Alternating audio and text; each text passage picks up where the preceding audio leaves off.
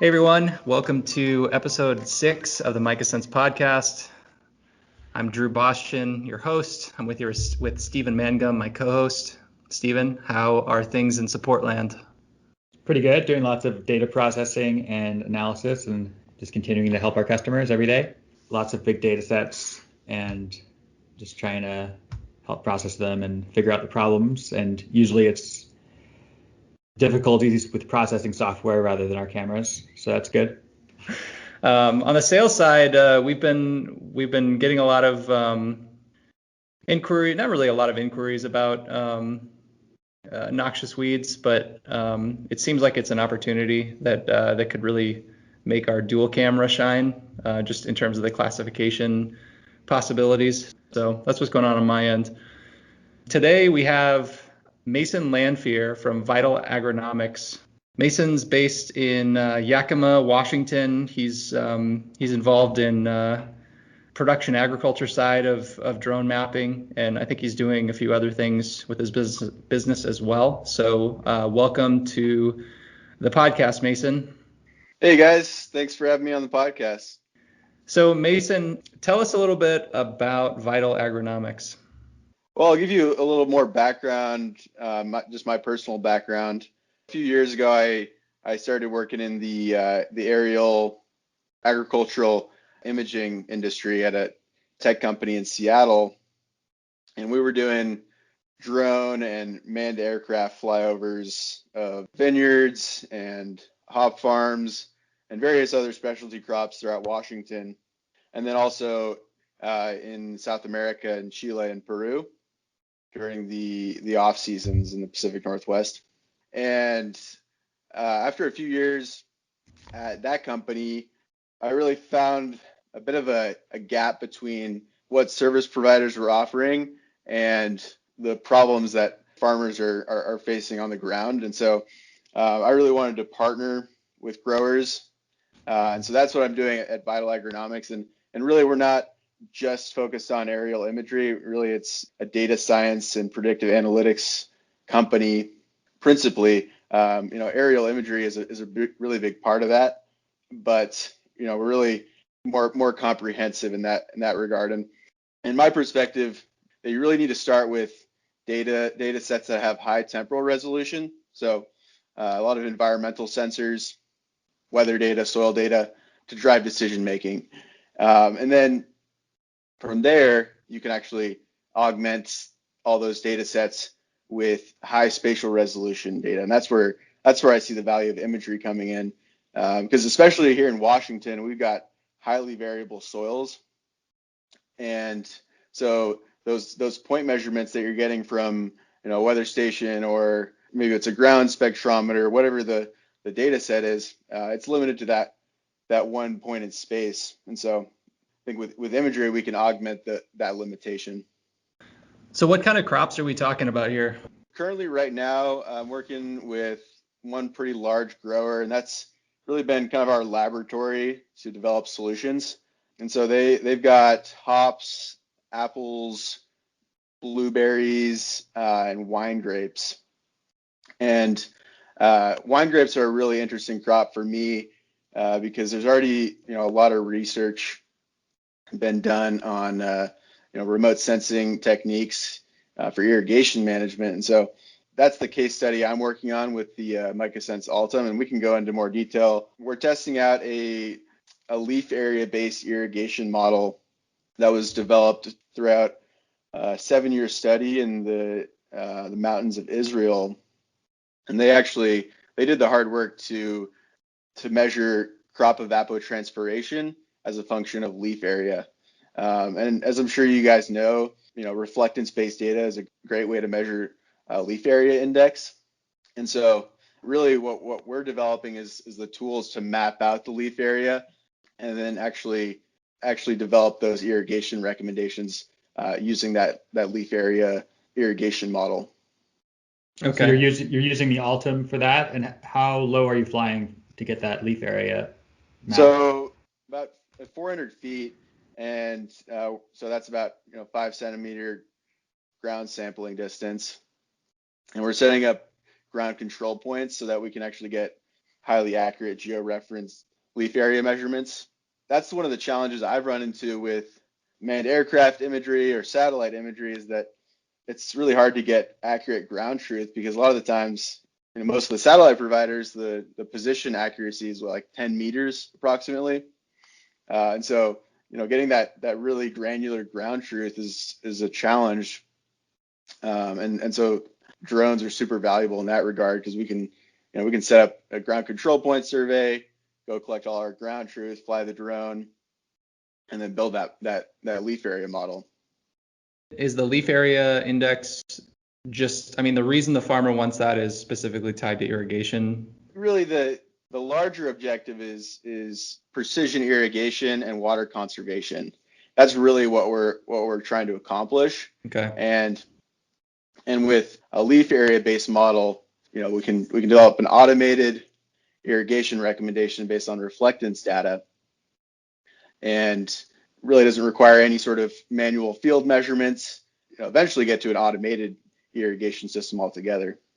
When you're done with this leaf area index, in what format is it delivered to the grower? We're actually still in kind of the R&D stage of this product development. At the end of the day, it has to be tested with growers, and growers have to experiment with these new precision irrigation models. It's really not at the, okay, here's a product and we're selling it stage. It's more at like we've got this concept, we want to test it out in a production environment and see if we can actually conserve water.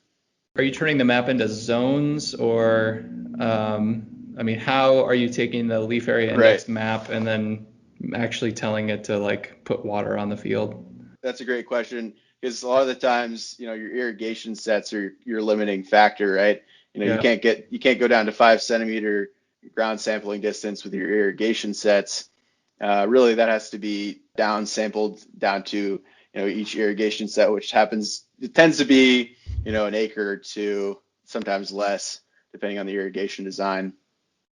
And so the way I envision it is measuring the central tendency of each irrigation set to prescribe an individual recommendation for each irrigation set.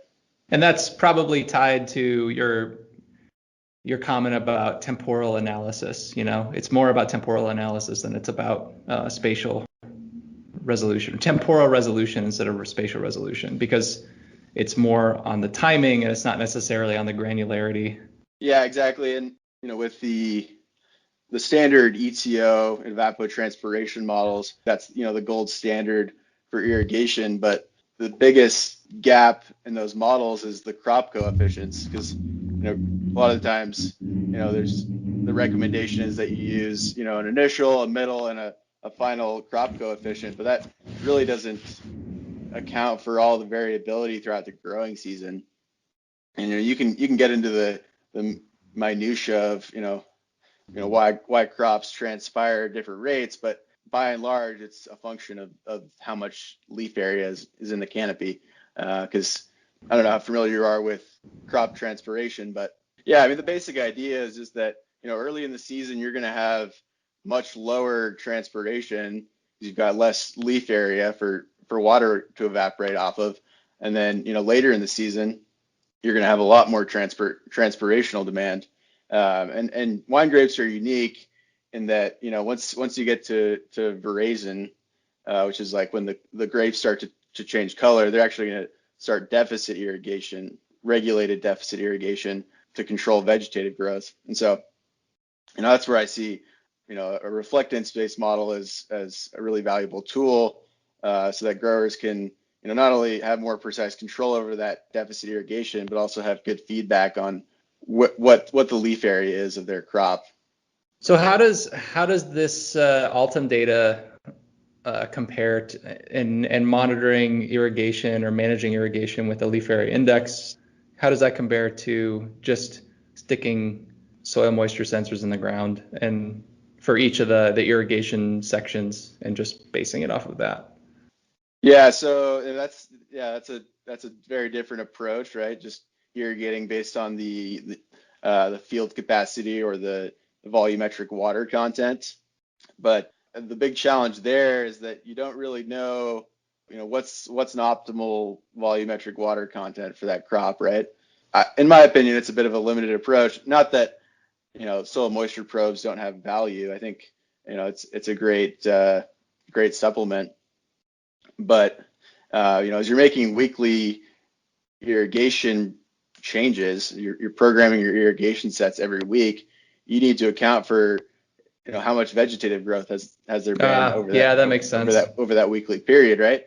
Yeah. And with a lot of these crops we're working with, like hops, for example, hops can grow like up to a foot per day in very rare circumstances. And so the growth rates are very high. And a lot of the times you'll just have growers that are, either way over irrigating or totally under irrigating. So, and obviously it's a really complex system. Is this generally the same thing that you're doing in hops and apples and blueberries, or is that something different? No. Yeah, so right now it's really just focused on wine grapes because there's already that university research that's published. There's just been more extensive research done in wine grapes just because irrigation is so critical to management. Not that it isn't for those other crops, but as far as I'm aware, there's definitely other crops that have used a leaf area based model, but I found most of the research is documented in wine grapes. So I was on your website earlier and I saw what was it, Arable, I think you're working with. Can you tell us about some of the other pieces of equipment that you're using to paint the whole picture? Yeah, so the Arables are a really, really valuable tool to get that high temporal resolution data that I mentioned earlier. It's basically an all-in-one package device that'll measure all the meteorological data that you need to calculate your reference evapotranspiration, or ETO. Some people call it potential evapotranspiration. And then what we're feeding into the equation is the leaf area measurements. Okay. And so on those Arables, you've also got a 7-band spectrometer that's measuring reflectance data in seven different parts of the spectrum. And so, we can get very high temporal resolution leaf area measurements. So we can get daily leaf area estimations. And so that can from that little station from Arable, or Yep. Okay, so they have a little like sensor spectrometer on there. Yep. Yeah. Okay. So 7-band spectrometer, and that's really useful because you can automate the leaf area measurements, get a daily recommendation, basically in real time. Obviously the limitation there is it's a point measurement. Sure. And so you're not accounting for any field variability. That's where the value of aerial imagery comes in. You've got the limitation and how frequently you can collect those data. But I think once that model is developed, there's scaling options, whether it's manned aircraft imagery or satellite, whatever the data set is, we can figure out how to scale it. We're not going to be giving 5-centimeter irrigation recommendations to a grower. We're using that really granular data to ground truth our leaf area measurements. Was there another one on there? I think it was Farm IO. Yeah. So that's another important topic. Yeah. So we're actually using open source software to develop a lot of the dashboards for growers. I think one of the biggest selling points for growers working with Vital is that they essentially get full ownership of their data. And I'm sure you guys are both aware that right now a lot of companies are trying to take growers' data hostage, either to monetize it, develop their platform. And so really how we've differentiated ourselves is giving growers ownership of that data. We're creating large repositories, essentially all the data on the farm. And understandably, a lot of growers wouldn't be comfortable just giving that away to some vendor who's essentially going to own all of that in the service agreement. But another really valuable, component to the open source platform is that we get the ability to really develop custom solutions for growers. A hop grower is going to have a very different set of needs from a vineyard, and they're also going to have very different needs than the Corn Belt in Iowa. It's it's still a very new community, the Farm OS community, but it's growing fast and it's got a lot of potential. Geospatial open source is one of my big interests. Can you speak about what tools you're using specifically? Yeah, so well, OpenLayers is our mapping library, and that's integrated into FarmOS-Map. And then I do all my spatial analysis using a PostGIS database. Okay. Basically a combination of PostGIS, QGIS, OpenLayers, and I believe that's it on the geospatial side of things. That's great. So are you hosting like raster tiles for the customers to view online? Is that the idea? Yeah, so yeah, we've done that with our drone imagery using GeoServer. Basically, with drone imagery, there's the super high resolution that we have to set up a custom server for. But yeah, we've been able to meet all those needs in GeoServer for the most part.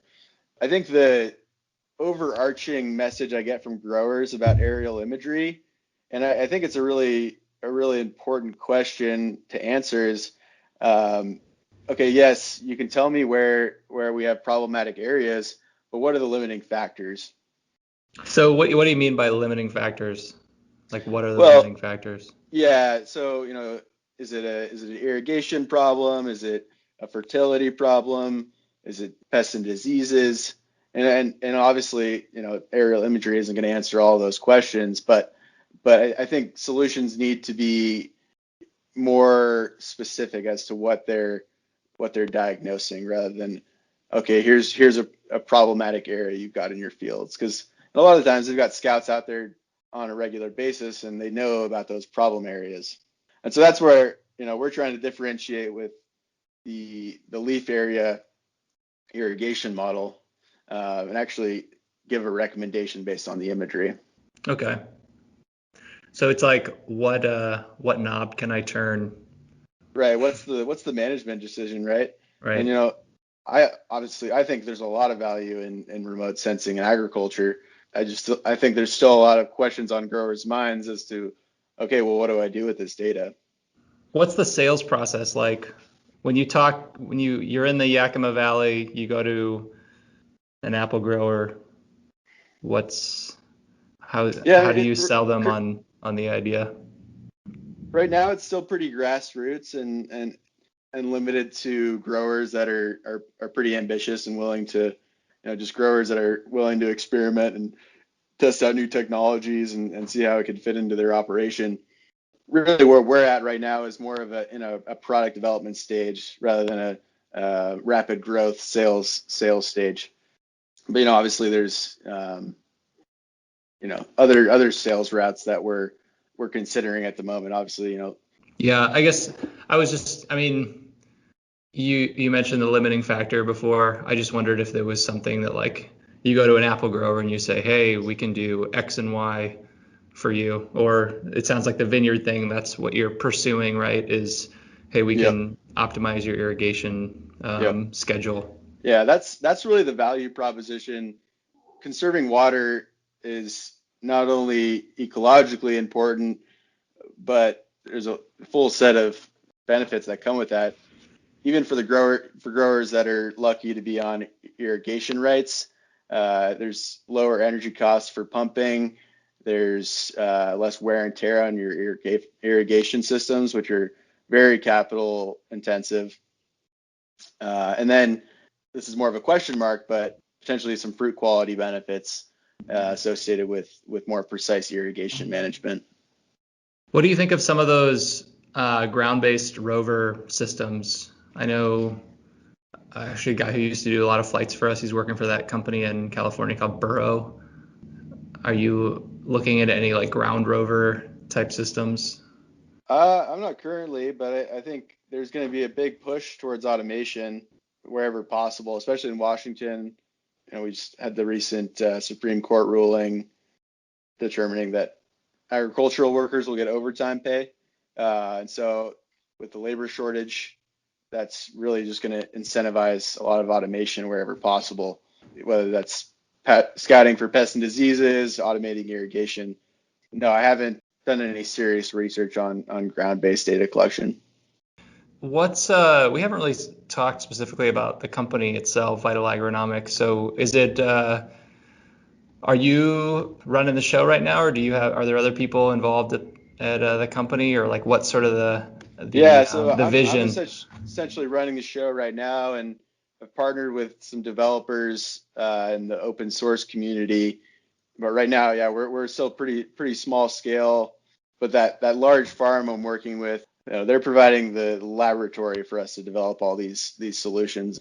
So just to clarify, you're mainly providing the analytics aspect of it, and you're not Hmm. flying. The end goal isn't for your company to be flying the No, fields. It's more to be analyzing it.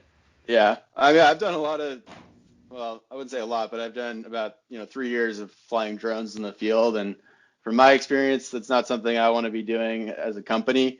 I think drones are really valuable R&D tool for me to develop these models, but for the scale of business I'm operating, it's hard to imagine being the drone service provider and the analytics provider.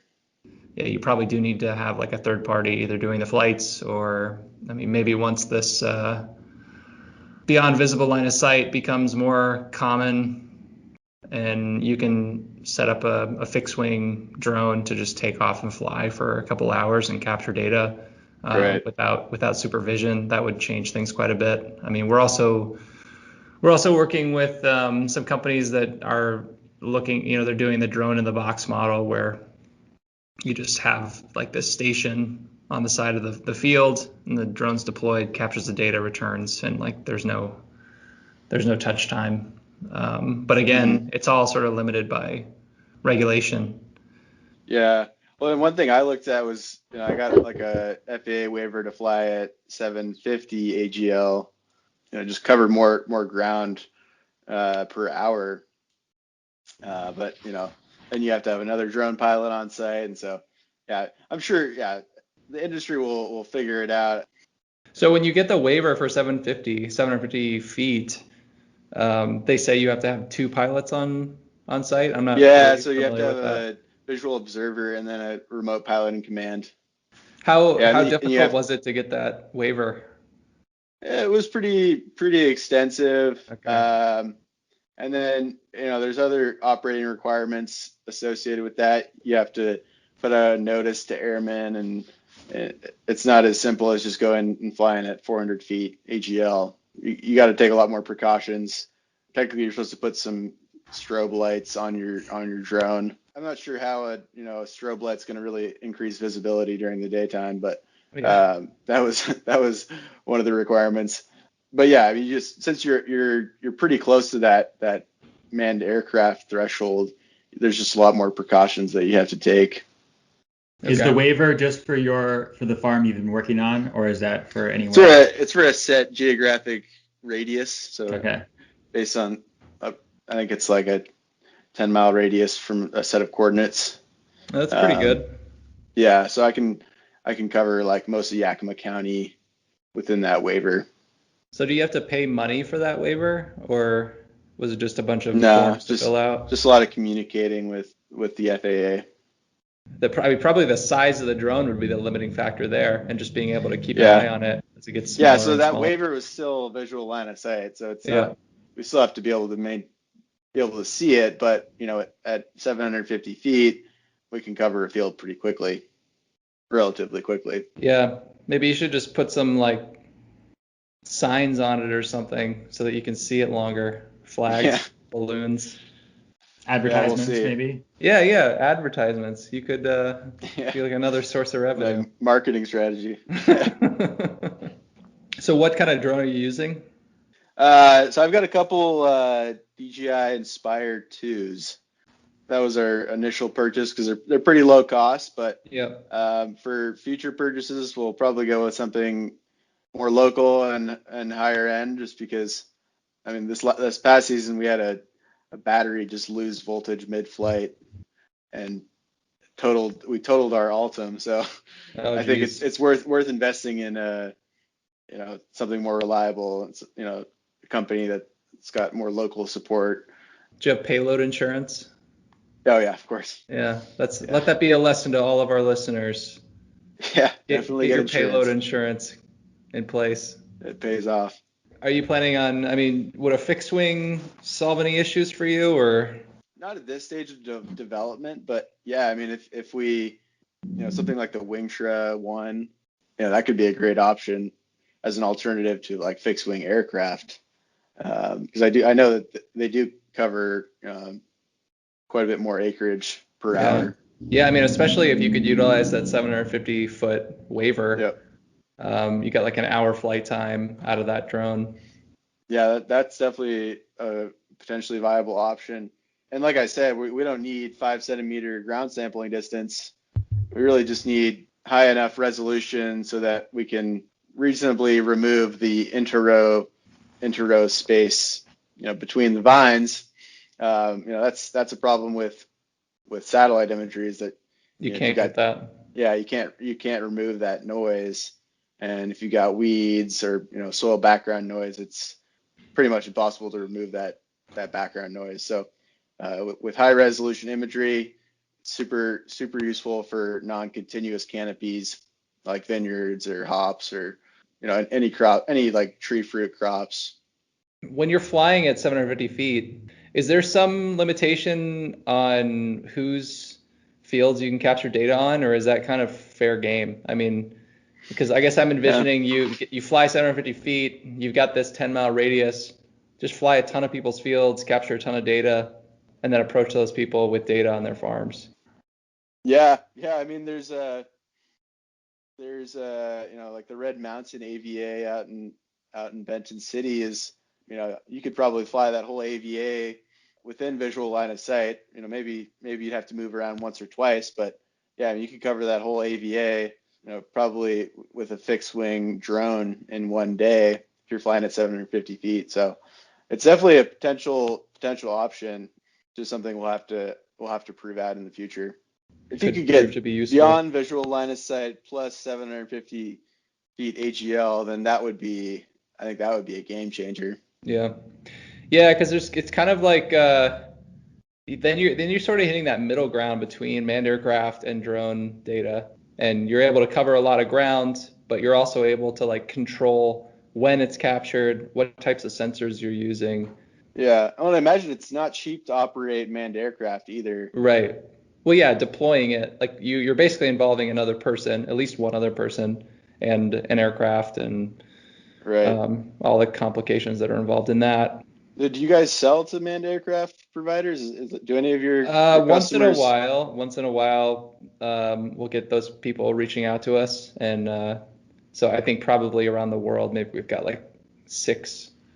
I'm just guessing, like probably six cameras on manned aircraft right now. Yeah, I'd say that's pretty accurate. Yeah, I Yeah, would have imagined there would be more use cases for that.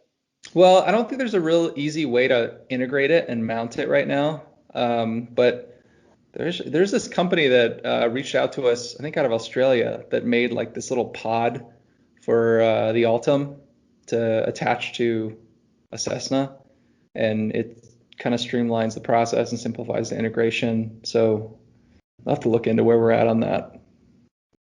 But Yeah, yeah, I think there is interesting. potential. Yeah, because I think those aircraft can cover like 3,000 to 4,000 acres in a per flight, which is, that's pretty scalable. But I bet you could get close to that with a fixed wing drone at a little bit higher altitude. Oh, I'm curious, what are the most common use cases for like the Altum? It's kind of across the board. We do a lot of business to academic institutions, so a lot of academic research in agriculture and other spaces. Doesn't necessarily have to be ag. It's really anybody who's doing any kind of research that involves a plant canopy.